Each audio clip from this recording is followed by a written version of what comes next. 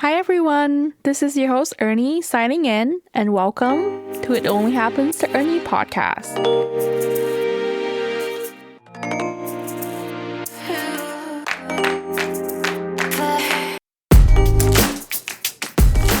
Hi guys, this is your girl Ernie. I just want to hop on here and explain a little bit. So when I recorded this, I intended for it to come out last week. As you all know, I did not release the episode last week nor the week before that. So it's been 2 weeks and I do miss you guys a lot. Anyways, it's gonna come out Wednesday, and since it's the biggest celebration of the year this year, as it seems, along with the World Cup, I just want to hop on here and wish you guys a happy 4th of July. I hope you guys are staying safe. If you're going out of town, just like me and my family, I hope you're having a safe trip and safe travel. I hope you're cooking up something good outside this weekend. And for anyone who is not in America, so sorry, you guys, you're not invited to the party. Just kidding. But happy 250th birthday, America. Thank you for the ride. It's been a crazy one, but I'm grateful to be here. But anyways, I hope you guys enjoyed this episode, and I'll see you in a little bit. Hi guys, welcome back to my podcast. How are we doing this week? I know I haven't been posting regularly like I said I would, not every single week. I feel a bit of this imposter syndrome. I don't want to say like a little bit. It's been like a tad much. Matter of fact, too much of this imposter syndrome that I have. When I started off this thing, I wanted to try this and see how it goes. And, you know, it's been doing. I mean, it's not like I have thousands and like very, very successful podcasts like these famous people that you hear. But in my opinion, it was very successful. I mean, it had more listener than I've ever imagined it would. And I think that sort of got in my head. So like every single episode became this like oh my God, it has to be the best. It has to like top the other ones, which to be honest, that's not like why I started this podcast. This podcast is supposed to be a community, it's supposed to be just me talking to you. And I don't know, maybe a little bit like a conversation, like you just talk to a friend on the phone. And so I don't know, I've had this sort of like structure that I thought I need to have for my podcast, but I kind of like I'm gonna rewrite that a little bit in my head and just treat this as like a really long voicemail or a really long conversation I have with my friend on the phone, because that's what I consider you guys. I mean, you know a lot about my life at this point. I mean, not everything, but enough for me to, I feel like I could call you a friend. So I don't know. Are we friends? Let me know. I feel like we're friends by this point. But yeah, it's just in my heart for me to give a shout out to I don't know why it took me so long, because I gave everybody else a shout out, but I want to shout out to my husband. Now, the reason why I did not have an episode last week was because I got myself in such a this weird like I need to be perfect. I need to like, which is like so silly, right? I know it sounds silly, but I felt like the episode I had wasn't enough. And it was actually an episode with my husband. Yes, spoiler alert, you could have had an episode with my husband last week. But the thing was that like there was a lot of technical stuff that I was not prepared at all. We ended up having to share a mic. And I kind of told my friend that I trashed the whole thing. I didn't trash, I didn't delete the entire thing, right? But I just didn't feel like it was good enough for me to release it. But my husband sat there and we talked for a long time. And I don't even know how long that episode, if I ever ended up releasing it. The thing was that like I might just re-record it again, hopefully with a proper gear for me to actually set up and us not having to share a mic.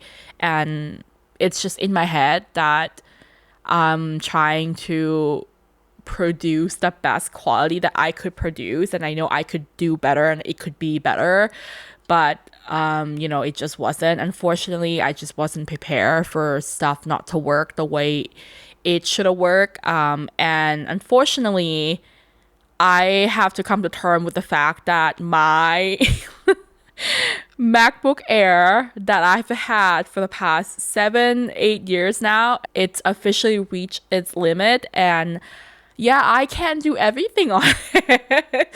And it was very humbling to realize that, like, no, I definitely need a proper gear. I need like an actual setup, a real computer setup, which at this point, the only way I can make this happen is if I move my entire PC to a different location and have like an actual official proper setup, which is fine. It's just would change entirely how I edit and the whole thing, which is not that big of a deal. It's okay to change things up. Obviously my setup that I have now has limited. It works with just me. Being the only person that's speaking to you guys. But, like I said, I would like to have other people on my podcast. So therefore, I would have to have a different setup eventually. But, you live and you learn. So anyways, yes, I didn't even give a proper shout out yet. But shout out to Steven, my husband. He has been nothing but supportive throughout this entire process. I feel like my husband is basically the only person, to be honest, in my life that can legally stand 10 toes down and say, no, like you're thinking too much and you're good enough, and just stand on that, like, and stand on it long enough for me to actually believe it. I struggle. I'm like, I don't know why I'm getting emotional, but I just struggle so much with feeling like I'm not enough. I know a lot of it stemmed from like how I grew up and obviously my immigration journey of being here, but at the end of the day, I'm so glad I found my husband. He is someone who literally deals with me and puts up with me every single day. And, there's some days I don't show up very nice or show up the best version of myself. And I just feel like he not only makes me want to be a better version of myself, he literally is helping me to be a better version of myself. But anyway, oh my gosh, it's just been such an emotional week for me because this past Sunday was a Father's Day, and it technically would have been a second Father's Day without my dad because he passed in April. And so, last year I obviously celebrate Father's Day without him, and then but this year sort of feels more like the first year that I celebrated without dad. And so as heavy as this episode might be, I felt like this episode was just in my heart to put out. And really, it's just because I feel like there's people out there that you listening, I'm sure you've lost someone in your life, whether it'll be your parents or your family or your friends or whoever. And I don't know, I feel like it's time that I talk about it. When I did my dad's episode, I was still processing a lot of things at that time as well.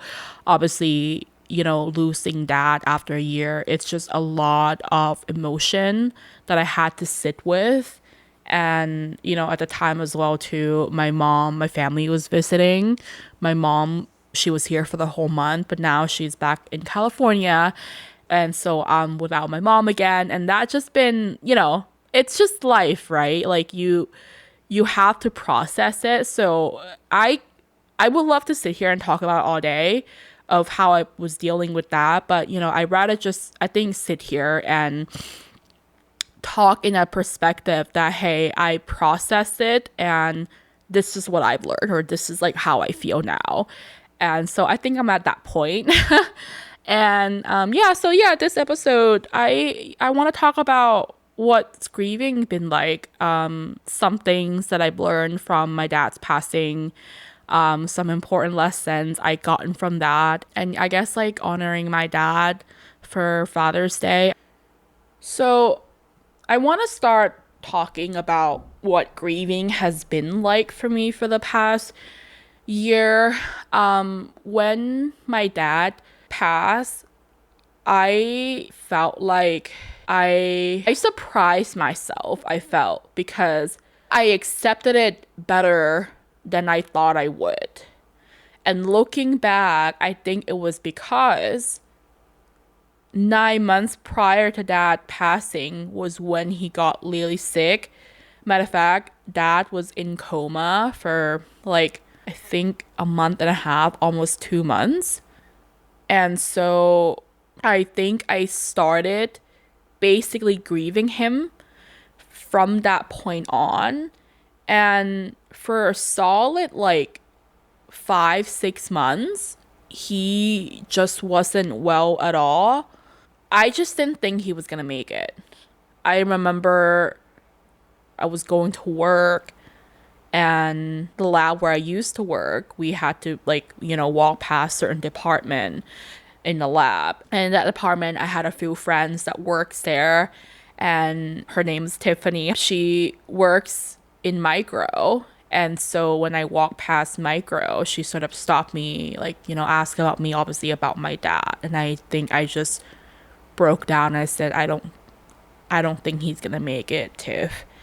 And looking back on those moments, I think that's when I started to accept that his time was coming. I think at that point, obviously, I was processing a lot of things. You look back and you reflect on some of these things, and it's such a crazy like it's such a crazy thing to think about, because as I realized that it was almost as if dad gave us time to grieve. I don't know if I could speak for everyone, but I can certainly speak for myself. I was thankful that he gave us couple more months. I should say couple, but several more months for us to grieve. Because he got sick in July, and by the time April of the following year, he passed. And I think if he would have passed when he did back in July, I think I would have completely lost it, because at that point Steven has just moved here couple months prior, and it was a lot that year.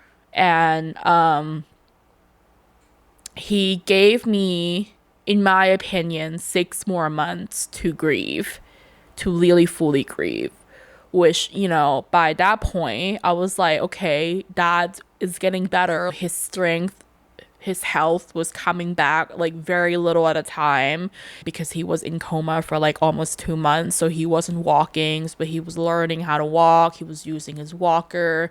Our life just changed upside down, right?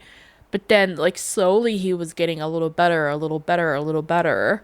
And I just thought, ooh, okay, like, like I'm praying for like one more year, like just one more year. I don't know why, but I was just like, if I could just have one more year, maybe like it'll be better for all of us. But which is like so weird to say that, but I knew even then, like his time was coming.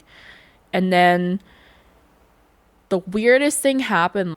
The night before he had a stroke, I had this weird feeling of, by that point, I just thought, okay, life is getting a little better. Like, dad is getting better.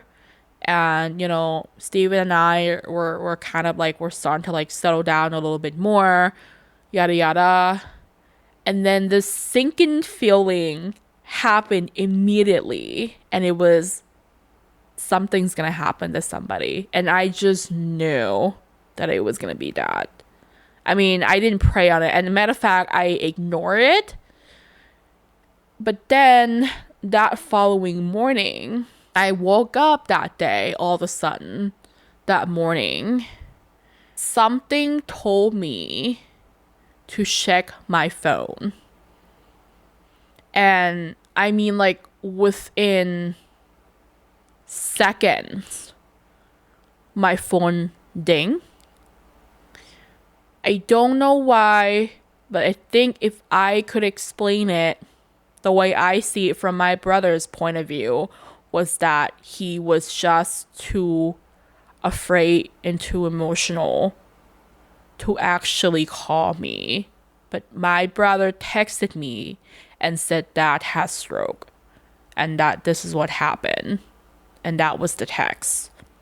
And my heart just sank all the way to the bottom of hell because, I mean, I just woke up, right? And I saw that that was the first text. And it was so weird of how, like, the whole entire thing was just really weird. And I know I kept saying that, but it was so odd because if I would have slept, then I wouldn't have seen that text until I was getting ready to go to work. But I saw, it was like I woke up within seconds of somebody like in my head telling me you need to check that phone. My phone ding, my brother text was there, and so I actually ended up calling my brother right away. Obviously I called my husband. I was hysterical, like I was crying, I was upset. I called off work telling them what's going on. And I called my mom. She let me know that they were getting ready to actually transfer him soon, but she found out about that something was wrong at 5 in the morning, and she screamed from my brother and they called 911. So that's what happened. And at that point I was taking a travel assignment, so I was like 100 of miles away from everyone. I mean, I was in, so my dad's in Cumberland and I'm all the way in Baltimore. It's 2.5 hour drive, 3 hours drive with traffic. And this is like early morning. So I hit bad traffic and I'm just in my car praying the whole time to just hold on, because I just didn't know how it was going to be. They say that they were going to transfer him all the way to Pittsburgh, which by that point I would have been, I think, 5 hours. Yeah, 5 hours. So I'm 5 hours away from my dad in Baltimore. And so, I called my husband. I was like, you need to leave work. We need to meet back at our house and then leave immediately. My mom had called me and she just said this is what happened, and she didn't talk much, to be honest, at that point. I think she was just trying her best to just hold it together.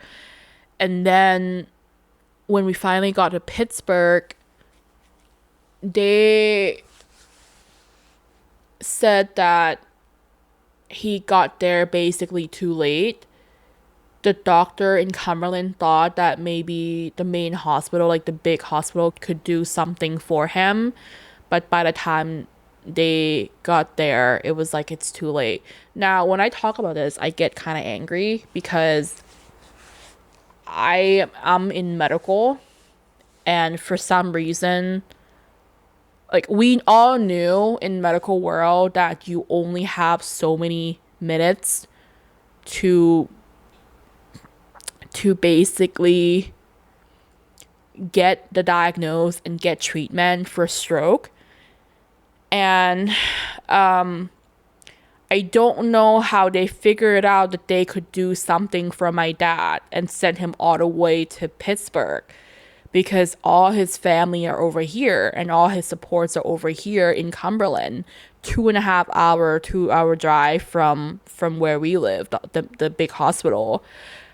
So I don't understand that reasoning behind it, but yeah, dad ended up passing in the hospital all the way in Pittsburgh, 2.5 hour drive from us. And not everyone, not all his family that wanted to come see him, wanted to be there, could be there because of that reason as well. So I get a little bit like angry.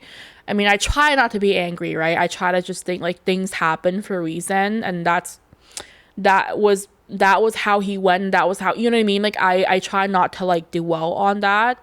But when I do look back on that, I don't understand it. I don't understand why they decided that was the right decision for my dad. But that's what happened. But to explain that a little bit better, because he was so sick months prior, and he was actually a very high risk for heart attack and stroke. So he actually signed like a version of DNR, which is like do not resuscitate. And it's basically like, okay, if you're not able to make decision for yourself, and one thing that he didn't want was being on a life support, which by that point he was on a life support. But my mom made the decision to allow him to take to Pittsburgh because they suggested that they could perform a surgery on him. Well, by that point, everything, his body, it just was not looking good. And so they were just focusing on what makes him the most comfortable, which, you know, against his wish, was to be on life support. So before we took him off the life support, the doctor warned us it could take days, hours, minutes. It really is just depending on dad. But, you know, as far as everything else, it's not looking good. And so we were like bracing ourselves. Mind you, this happened Wednesday. We stuck around in Pittsburgh Thursday. My mom told me it's fine, just go back to work the next day. I look back on that. I don't blame her for what she told us to do. Like she said, just go back, because I think for her it was almost as in denial, right? Like if you just go back to normal, just go back to doing your thing, everything is fine, like I got it from here. But really I didn't want that, so we actually stuck around another day, Thursday. I was on a contract, so I'll just drive back to Baltimore to go to work. So me and my husband went back to work the next day. Well, then Friday morning, my mom called me at work. Like I just got to work. I was talking to my supervisor about this whole thing. I just got to work. My mom called me again, and she said the doctor said there's nothing more that they could do. And so it was time. And so that's basically start the entire process of preparing for things to happen. And I was the one that was in charge of basically gathering everyone together. There's a limit on who can be there, but you know, we all want to be there. Unfortunately, my dad's sister couldn't make it because her health was not the greatest, and so was Uncle Philip, which, to be honest, talking about this make me really emotional because I knew that they wanted to be there.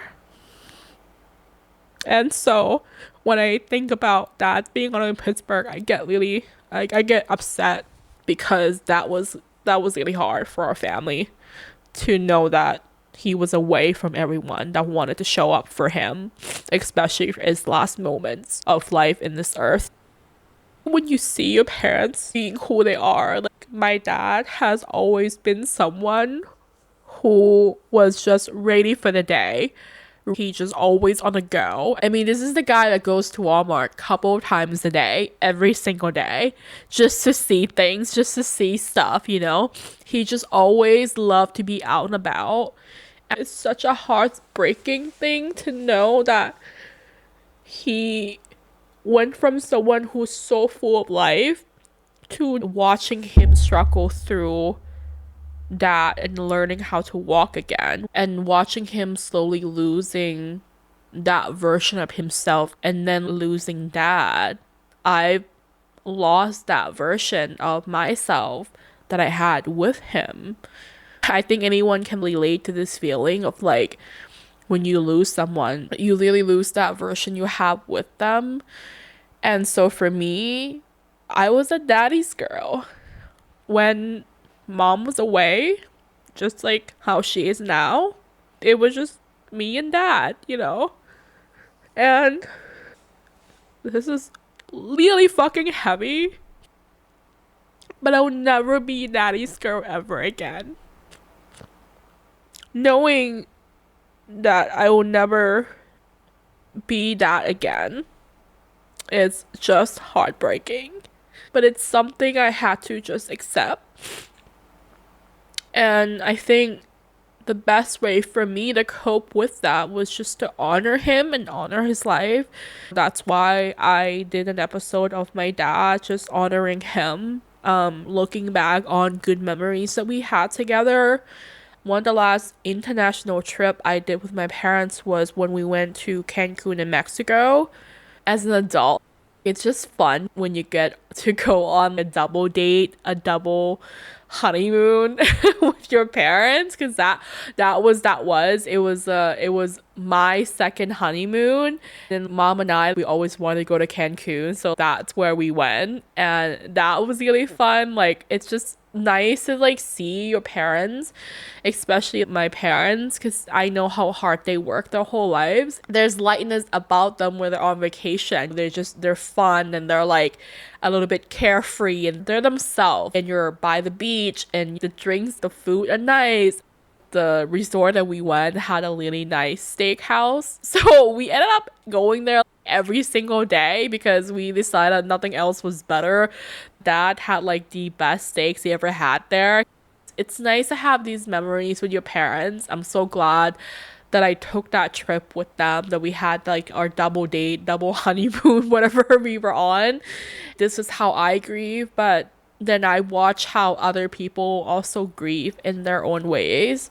Specifically, watching my mom grieve was really, really hard. That was probably one of the hardest thing that I had to go through while grieving my dad.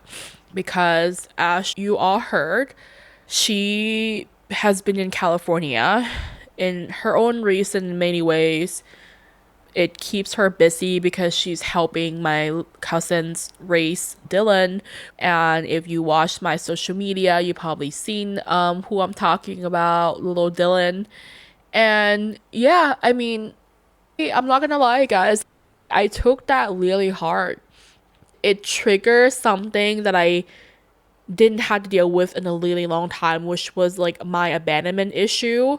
I felt deeply abandoned by my mother. I don't feel that way anymore, to be honest. But looking back on that, it obviously stemmed from grief, stemmed from feeling like, well, I just lost my dad and now I'm losing my mom as well. And, you know, there's just nothing you can do about that because I've learned that people grieve in their own ways and there's no right or wrong way to grieve. People are in their own journey of many things. I had a hard time with that. I had a really hard time accepting that other people grieve differently than I do. And that it's not really considered wrong.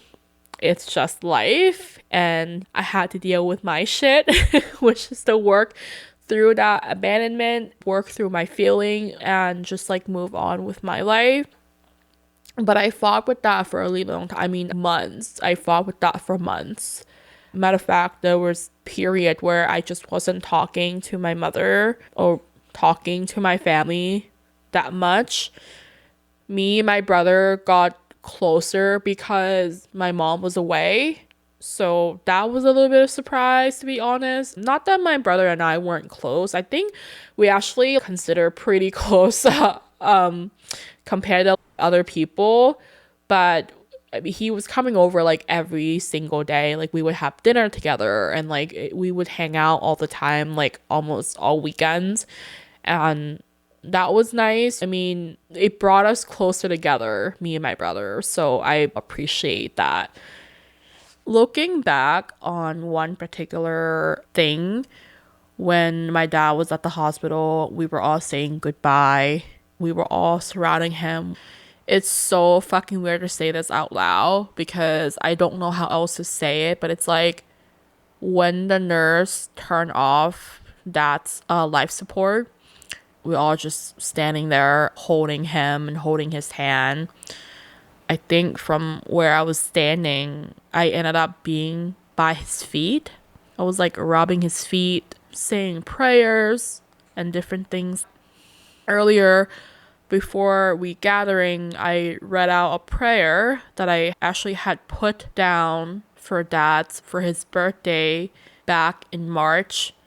And I read that out loud for everyone because I felt like it just fits that perfectly in his life, and that was like my little way of honoring him in his final moments of his life. And but I look back on that moment and I find it really interesting because dad has always been a buffer in our family. I think that he's the main point of why everyone comes together as a family. And it was like, without explaining it too much, I feel like it doesn't matter what goes on in our family. Like if somebody was fighting, if somebody was unhappy about something, if somebody was like whatever, you know that anytime, like if dad calls for Sunday dinner, everyone's coming over.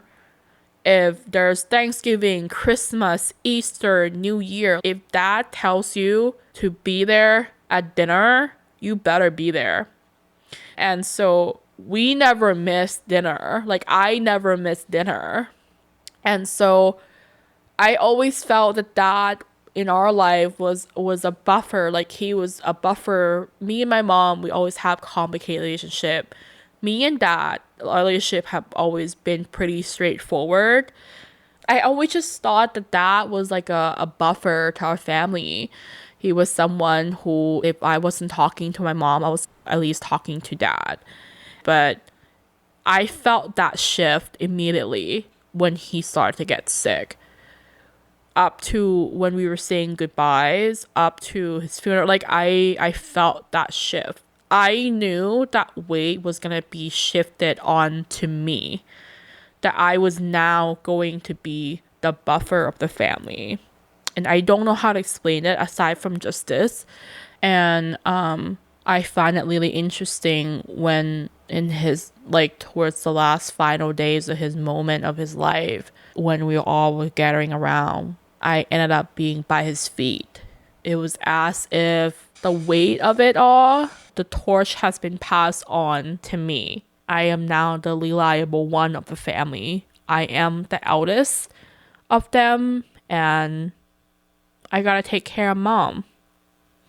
And so to me, looking back, that was very like symbolic, and it's just very almost accurate in the way that I think like how that relationship sort of transfer over, and how the almost like expectation and the weight has been sort of passed on to me. Talking a little bit about his funeral, I'm gonna leave out majority of the detail, but there was one thing that stood out to me the most was this little voice that I believe that it was dad specifically telling me to watch how people are showing up for you in your life. Because dad was someone who had many friends, lots of friends, matter of fact. And there were a lot of people that show up for his funeral. But I felt in my soul that that was trying to tell me how people were showing up for me in my life during that time. And it weighted so heavy in my soul that I couldn't shake it off anymore. And so I listened and watched how people show up to me after that point in my life. We had a funeral for 2 days. Not a single friend of mine show up. You heard that right. Not a single friend of mine show up. And that fundamentally changed the way I treat and look at friendship. Like forever, I think. Because before this, I was never someone who care about like which friends are more important, because I felt like all my friends are important. I never carefully looked to see who was there for me or who wasn't there for me and like compare friendship, like which one are better than the others.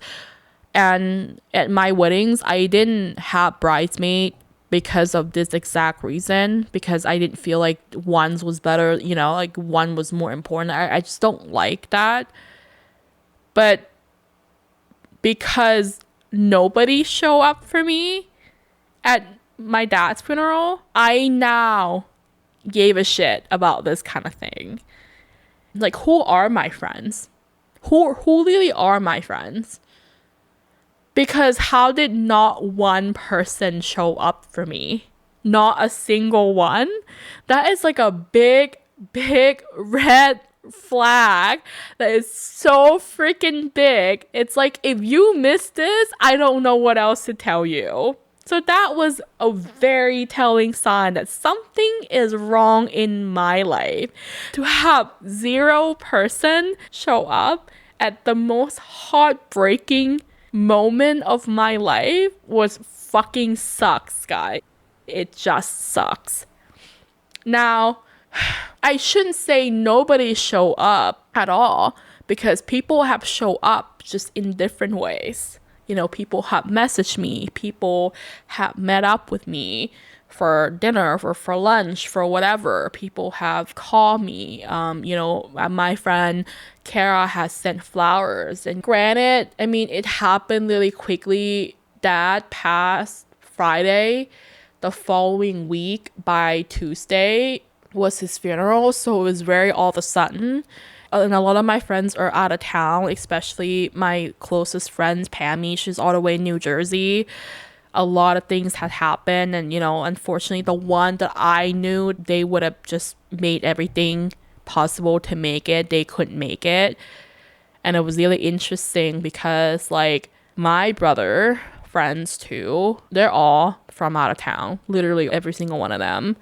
The one that he's really, really close with, they all show up for him. Every single one of them. And so that was a rude awakening, a biggest calling of my life.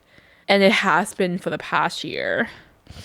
I just want to like talk about this a little bit because I've really struggled with this for the past year, because at first I felt like it was my fault. It was my fault for not talking about that. Maybe it was my fault. Maybe I was a bad friend. And listen, I'm not sitting here and saying people that didn't show up were bad friends. I'm not saying that at all. But there's something wrong. Something is wrong. There was a friend group I used to be friends with. I want to share this because I felt this deep, like for the first time in my life, something woke me up.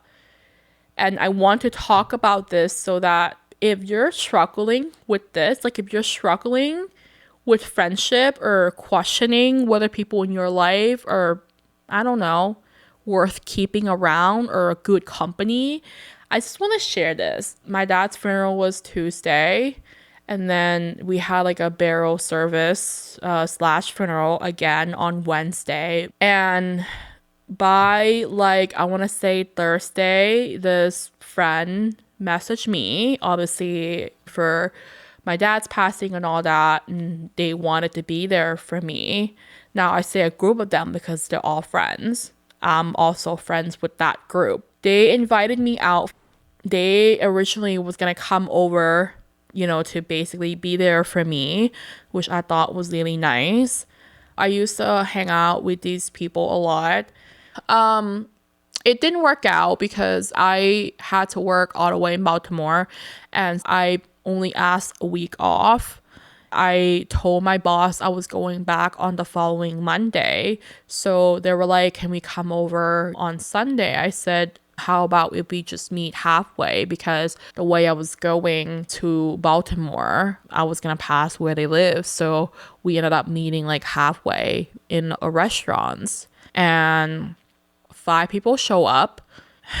I'm not gonna like talk too much of the entire dinner, but basically something has been said that just made me went, what was that? I remember getting in my car after that dinner, driving the rest of the way to Baltimore. I called my friend Pammy and I just told her that was such a waste of time. And that was, I swear to God, that was like the first time I felt like I have been fully awake of the entire friendship. I questioned for the first time, like, is this worth my time? Like, what am I doing here? What am I doing with these people? Why did I could have just spent that entire dinner with my family, with my husband, but instead, I felt like I, for some reason, had to show up for them. I didn't feel that they were there for me. I felt that that was like just another meetup. Oh, like another hangout, like another get together that I always had with these people. But it wasn't that. It was supposed to be them showing up for me. And so that was the first time that I'm like, what is this? What is this friendship? And you guys, when I say that entire interaction, entire dinner threw me off the loop for like 2 months. I sit and sit and sit and I cry over this because I thought, did I deserve that? A friend group that I thought was, that said was going to be there for me, that I thought was there for me. But is it though? Were they actually there for me? Who are these people that I call friends? Because is this who I actually want to be around when I'm just at my absolute freaking worst? Feeling the absolute freaking worst, feeling like the world is falling around me and there's nothing I can do about it because my dad just died? Because this is like not it. This is not how friendship's supposed to feel. That was like the first time that I felt like, wow, no, who else in my life made me feel this way? Because I don't want this. And for me to actually take a deep look at myself and say, no, you don't deserve that. You don't deserve to be treated like that. You don't deserve to have your dad die a few days before and then walk into what you thought was going to be a supportive, grieving, whatever with your friend, and instead leaving dinner crying in your car, calling another friend. Ever since that entire interaction and ever since that funeral, it's been a year of just stillness. And what I mean by that is just watching and see who wants to show up and how they're showing up for me. Because friends aren't just for good times. Real friends are there through it all. Does that mean you talk every day? No. Does that mean you hang out all the time? Also, no. If you're listening to this and this this has been in your heart the same way it's been in mine for the past year, here's my takeaway from what I've learned. You know who your friends are by how they make you feel when you're at your worst. Not by how long you've been friends with them, not by how many good memories you had with them or how much time you had with them. No. Good friends will welcome you as you are. And you don't leave the conversation thinking, that was weird. Why would they say that? Because for me, from what I've learned, was that I was ignoring these little, that was weird, a little bit too much, to the point where I was questioning myself if I was worthy of their friendship, which it should not be that way.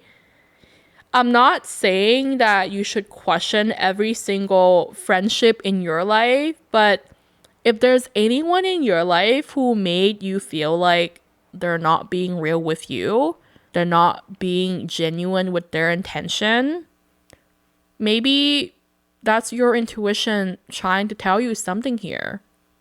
And I have been battling with not just friendship, but the feeling of losing a parent at a young age and having that much deeper understanding of life. Losing my dad, I have a deeper understanding of how important time is, of, to show up for the ones that really matter, your friends or your family, the one that truly, genuinely matter to you in your life. And every chance you ever get to tell them that you love them, every chance you ever get to spend time with them, you do that. I've always had it in my heart to tell people you love them as often as possible. I think because maybe when I moved to United States, I've obviously had to say a lot of goodbyes to some of the friends and some of my family. I lost my aunt and also my grandpa prior to losing my dad. So life just sort of teaches you things, teaches you who's really important in your life, and how often are we checking on them and how much time are we actually spending with them. I am so incredibly happy to sit here and say I have no regrets with my dad, because I had show up at every dinner, at every cookout, at every Thanksgiving, Christmas, New Year. Whether I worked that day or not, I always stop by, grab a plate, because that's all he cared about, was to see everyone together. And I made sure that I show up every single time. And there was never a single moment, even when we were angry at each other, where I didn't show up. I could be fighting with mom. Well, dad's having a cookout. You show up anyway.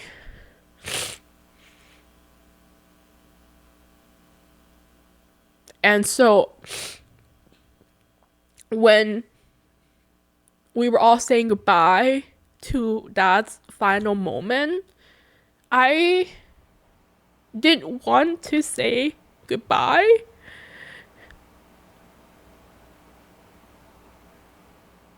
But I knew in my heart I had no regret.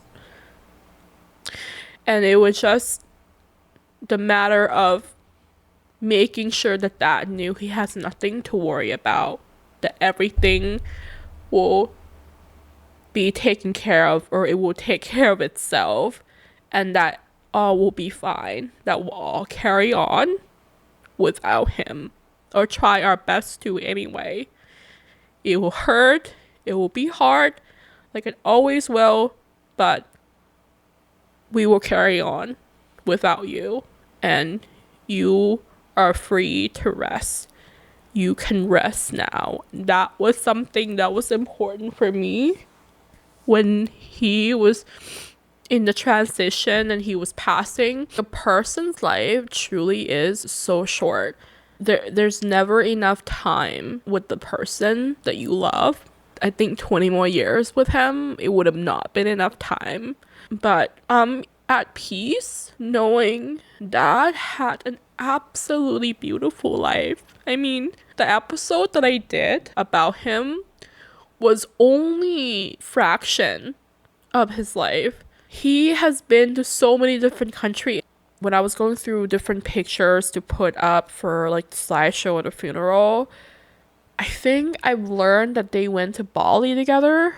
I was like, when did you guys go to Bali together? Like, I didn't, like, when was this? My mom was just like, oh, we just stopped by when we were like on this trip. And I was like, stop by? I'm like, what are you talking about? Like, but I got to sit down and watch his life plays out. I wasn't there for 60 years of it because my dad was 60 when he met mom. I watched his life play it out for 16 years. just the 16 years. And he's shown me a beautiful journey, a beautiful life that they share together on his 76th birthday, which would have been the birthday a month before his passing, a little month and a half before his passing. I wrote that a prayer that I found during my Bible studying. And it's the prayer that was found in the Soldier Pockets. I don't know if you might have heard of this before or you might have not, but I wrote it for Dad for his birthday and I stuck it in his Bible. And when we were going through Dad's funeral, I remember the funeral director told me about the pamphlet. And he said, obviously there would be information about his funeral, the service time, all that stuff. And there's a little bit on the side where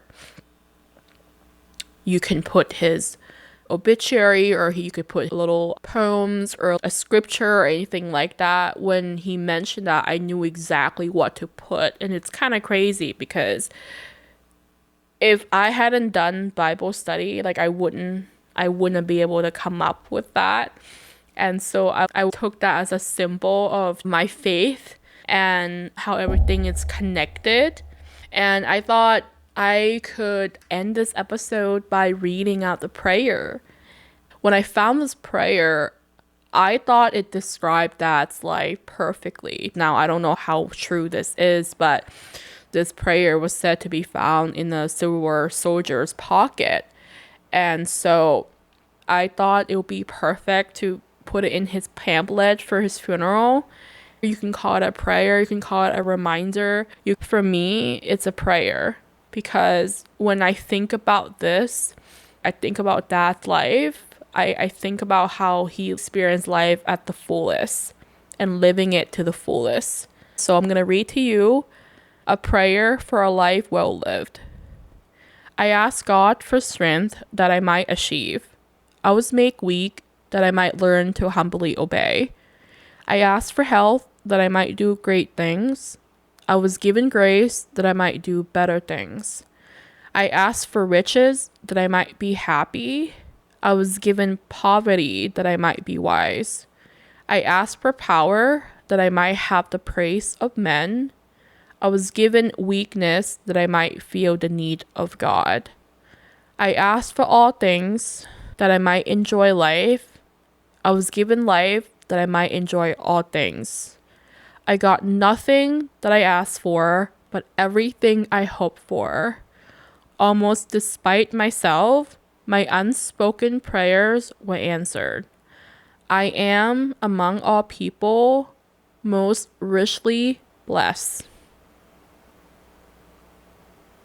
It's amazing. I love this prayer because it's just, you don't get everything you ever want in life. You don't ever get everything you ask for in life. I don't know what your faith are when you're listening to this, but I believe that there's greater things, higher being than just us.